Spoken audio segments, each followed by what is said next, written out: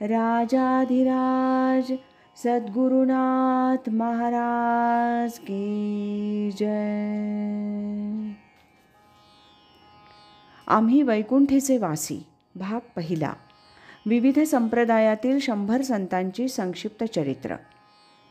श्री दीपक चंद्रशेखर केळकर सांगली यांनी लिहिलेल्या या चरित्र ग्रंथातील आज ऐकूया परमपूज्य सद्गुरू श्री दाजीसाहेब महाराज यरगट्टीकर यांचं चरित्र. त्यांचा जन्म आहे शके 1802 म्हणजे इसवी सन 1880 आणि निर्याण तिथी भाद्रपद शुद्ध तृतीया शके 1822 म्हणजेच 28 ऑगस्ट 1900. परमपूज्य सद्गुरू श्री चिमड महाराज हे विटे इथं नोकरीसाठी राहत होते. श्री निंबर्गीकर महाराज आणि श्री साधू महाराज यांनी त्यांना चिमडगावी राहावयास जाण्याची आज्ञा केली. त्याप्रमाणे श्री चिमड महाराज त्यांच्या पत्नी सौ माईसाहेब, मुलगी देवका आणि बसपराप्पा मुत्तूर या नावाच्या आपल्या विश्वासू सेवकाबरोबर विटा सोडून चिमड येथील स्मशानामध्ये ते राहायला आले. तिथं ते पर्णकुटी बांधून राहायला लागले.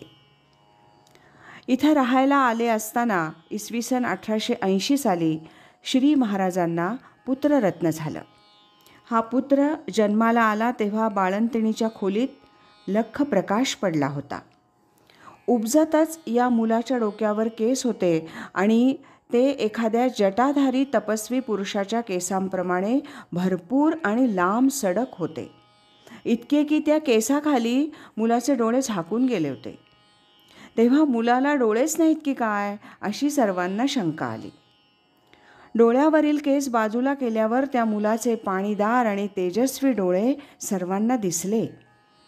हा मुलगा जन्माला येण्यापूर्वीच श्री निंबर्गीकर महाराजांनी सांगितलं होतं की हा मुलगा जन्माला आल्यापासून 10 दिवसांपर्यंत आईपाशी फारसा नेऊ नका.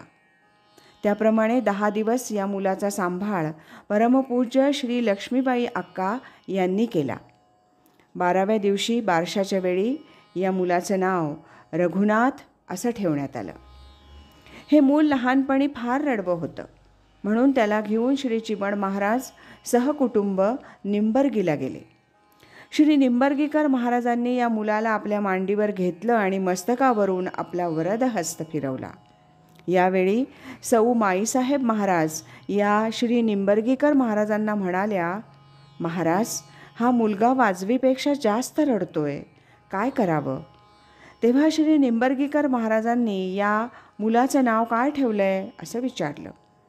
तेव्हा सौ माईसाहेब म्हणाल्या, महाराज या मुलाला रघुनाथ हे साधू महाराजांचं नाव ठेवलं आहे. हे ऐकून श्री निंबर्गीकर महाराज म्हणाले, सीताबाई आता असं करा, मुलाला रघुनाथ नावानं हाक न मारता त्याला दाजीबा या नावानं हाक मारीत जा, म्हणजे त्याचं जादा रडणं बंद होईल. मुलगा महाराजांच्या मांडीवर असतानाच महाराज म्हणाले, काय दाजीबा शेष साधन पूर्ण करण्याकरताच या पृथ्वीतलावर अवतरलास काय? असं म्हणताच श्री निंबर्गीकर महाराजांच्या मुखाकडे पाहून ते मूल हसलं.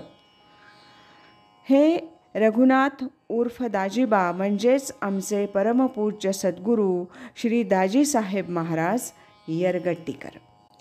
श्री निंबर्गीकर महाराजांचे श्रीयुत दाजीबा देशपांडे नावाचे एक अनुग्रहित होते. ते उमदी इथं राहत होते. त्यांच्या पत्नी निवर्तल्या. त्यानंतर ते निंबर्गी इथं महाराजांच्या दर्शनास आले. त्यावेळी श्री लक्ष्मीबाई अक्का तिथं होत्या. श्री लक्ष्मीबाई अक्कांनी दाजीबांना विचारलं, कुटुंब म्हणजे पत्नी खुशाल आहे ना? तेव्हा त्यांनी आपल्या हस्तसंकेतानं कुटुंब निवर्तलं म्हणून सांगितलं. नंतर श्री दाजीबांनी महाराजांच्या पायावर मस्तक ठेवलं आणि विनंती केली की आजपर्यंत मी आपल्या आश्रयाखाली होतो, आता मी एकलकोंडा राहिलो आहे, आता माझ्याकडून जगात राहवत नाही, कृपा करून मला जाण्याची आज्ञा द्या. असं दाजीबा म्हणताच महाराज म्हणाले, बरं उद्या जा, आणि आश्चर्य म्हणजे दुसऱ्या दिवशी दाजीबा निवर्तले. ही वार्ता निंबर्गीस आली तेव्हा निंबर्गीतील साधक मंडळी हळहळली.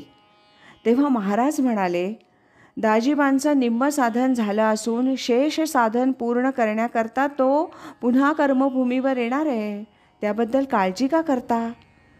जवळची मंडळी बोलली की या दाजीबांचं कुटुंब, सासू सासरे सर्वच मंडळी चांगली माणसं होती. अशी माणसं पुन्हा कशी मिळतील? हे ऐकून महाराज म्हणाले, अशी चांगली माणसं पुढे मिळतील, पुढे जगून वाचून राहतील. ती माणसं याची प्रचिती पाहतील. हेच दाजीबा पुढे श्री चिमणच्या महाराजांच्या पोटी जन्माला आले. तेच ते श्री दाजीसाहेब महाराज. इसवी सन 1888 श्री तात्यासाहेब महाराज कोटणीस यांना कन्यारत्न झालं. तिचं नाव कल्लव्वा असं ठेवण्यात आलं. ही कल्लव्वा 5 महिन्यांची असताना तिची प्रकृती बिघडून ती अत्यवस्थ झाली. तेव्हा श्री तात्यासाहेबांचा चिमण इथं मुक्काम होता. सर्वजण चिंताग्रस्त झाले. श्री तात्यासाहेबांच्या मातोश्रींनी आपली नात अत्यवस्थ आहे असं श्री चिमणच्या महाराजांच्या कानावर घातलं आणि तिच्यावर कृपा करावी अशी विनंती केली. हे ऐकून श्री चिमण महाराज हसून म्हणाले, अहो, या मुलीला कोण अपाय करणार? ही मुलगी तर आमची सून आहे. चिमणच्या महाराजांच्या कृपेनं कल्लव्वांची तब्येत सुधारली. इसवी सन 1891 साली श्री दाजीसाहेब महाराजांना 10वं वर्ष पूर्ण होऊन 11वं वर्ष सुरू झालं होतं. श्री चिमणच्या महाराजांनी यांचं लग्न उरकून घ्यावं असा विचार केला. ही बातमी श्री तात्यासाहेब महाराजांना कळली. ते चिमणला आले आणि चिमणच्या महाराजांना म्हणाले, मागे माझी मुलगी अत्यवस्था असताना तुम्ही ही मुलगी माझी सून आहे असं म्हणाला होतात. त्याप्रमाणे ही माझी मुलगी तुमच्या मुलाला म्हणजे दाजीसाहेबांना देणार आहे. तेव्हा चिमणचे महाराज म्हणाले, अरे हणमंता, तेव्हा तुझ्या मुलीला बरं वाटावं म्हणून मी तसं बोललो होतो. तू तुझी मुलगी माझ्या मुलाला देऊ नको, तो अल्पायुषी आहे. हे ऐकूनसुद्धा श्री तात्यासाहेब महाराज म्हणाले, मी माझी मुलगी तुमच्या मुलाला देणार. केवढीही गुरुनिष्ठा, या निष्ठेला जगात तोड नाही. याप्रमाणे श्री दाजीसाहेब आणि कल्लव्वा यांचा वैशाख शुद्ध अष्टमी इसवी सन 1891 रोजी विवाह पार पडला. इसवी सन 1891 श्री चिमणच्या महाराजांनी देह ठेवला. इसवी सन 1893 नोव्हेंबर डिसेंबर महिन्यात श्री तात्यासाहेब महाराज हे श्री लक्ष्मीबाई अक्का, श्री दाजीसाहेब महाराज आणि कल्लव्वा यांना घेऊन निंबर्गीस गेले.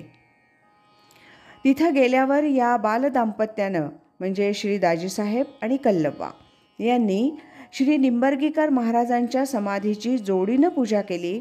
या दरम्यान श्री दाजीसाहेब महाराज हे जरुरीपुरतं इंग्रजी आणि संस्कृतचं शिक्षण घेण्यासाठी बेळगावला श्री तात्यासाहेब महाराजांकडे राहिले. श्री चिमणच्या महाराजांनी देह ठेवण्यापूर्वी श्री लक्ष्मीबाई अक्कांना सांगितलं होतं की माझ्या पश्चात या संप्रदायाची सूत्र तुम्ही श्री दाजीबाला द्या. याप्रमाणे श्री दाजीसाहेब महाराजांना संप्रदायाची सूत्र श्री लक्ष्मीबाई अक्कांनी दिली. श्री निंबर्गीकर महाराजांचे सुपुत्र श्री भीमाण्णा महाराज यांनी श्री दाजीसाहेबांना अनुग्रह दिला. श्री लक्ष्मीबाई अक्कांनी इसवी सन 1897 देह ठेवला. त्यानंतर श्री दाजीसाहेब मठाधिपती झाले. ज्ञानेश्वरी, दासबोध आणि इतर तत्सम ग्रंथांवर प्रवचन करू लागले. श्री दाजीसाहेब महाराजांनी पुढील प्रमाणे श्री साधू महाराजांवर श्लोक रचना केली. रघुनाथ प्रियम स्वामी शिष्यम नारायणात्मकम श्री साधू महाराजम वंदेहम गुरुरूपिणम. श्री दाजीसाहेबांच्या जातकानुसार ते अल्पायुषी होते. श्री लक्ष्मीबाई अक्कांच्या नंतर त्यांनी 3 वर्ष मठाचा कारभार चोखपणे सांभाळला. श्री शंकरराव फडणीस यांना श्री दाजीसाहेबांचा अनुग्रह होता. श्री शंकरराव फडणीस यांना श्री तात्यासाहेब महाराजांच्या कीर्तनात बुक्का लावण्याचा मान होता. इसवी सन 1900 सालच्या ऑगस्ट महिन्यात श्री दाजीसाहेबांना बारीक ताप येऊ लागला. तथापि त्यांनी स्नान, आह्निक, पुराण वाचन इत्यादी रोजची कर्म चालू ठेवली होती. त्यांच्यावर प्रथम काही दिवस घरगुती औषधोपचार चालू होते, पण त्याचा परिणाम झाला नाही.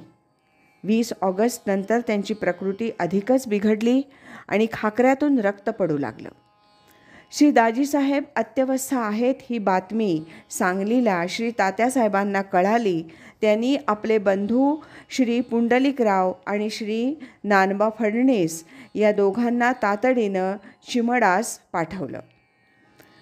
ते दोघे चिमडास जाऊन पोहोचताच तो श्री दाजीसाहेबांची प्रकृती त्यांना फारच बिघडलेली दिसली. तिथून लगेच ते सांगलीला परत आले आणि त्यांनी ही बातमी श्री तात्यासाहेबांना सांगितली. आपल्या जावयाची स्थिती गंभीर आहे हे लक्षात येताच ते सांगलीचे सुप्रसिद्ध राजवैद्य श्रीयुत आबासाहेब सांभारे यांना घेऊन चिमडला पोहोचले. श्री आबासाहेबांनी श्री दाजीसाहेब महाराजांची प्रकृती बघितली. त्यांना श्री दाजीसाहेबांच्या प्रकृतीचं चिन्ह ठीक दिसलं नाही, पण ही गोष्ट उघड बोलून न दाखवता ते ताबडतोब औषधं पाठवून देतो असं सांगून तेरदाळला निघून गेले. त्याच रात्री श्री दाजीसाहेबांची प्रकृती आणखीनच बिघडली. पहाटेच्या सुमारास ऊर्ध्व लागला आणि भाद्रपद शुद्ध तृतीया शके 1822 म्हणजेच 28 ऑगस्ट 1900 या दिवशी 9 वाजता वयाच्या 20व्या वर्षी श्री चिबड महाराज यांच्या नावाने लावलेल्या 2 वृक्षांवरील सर्व पानं अकस्मात गळून पडली. अशा प्रकारे श्री दाजीसाहेबांच्या अधिकाराची प्रचिती आली. पहा दाजीबा सुत राम प्रभूचे, कृपाछत्र त्यांचे वरी सद्गुरूचे, मनी आठवी श्री गुरुराजयाला, नमस्कार साष्टांग माझा तयाला.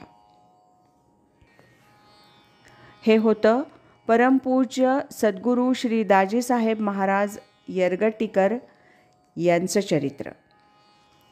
यानंतरच्या भागात आपण परमपूज्य श्री शंकर मामा शिपूरकर यांच्या चरित्राचं वाचन ऐकणार आहोत. राजाधिराज सद्गुरुनाथ महाराज की जय.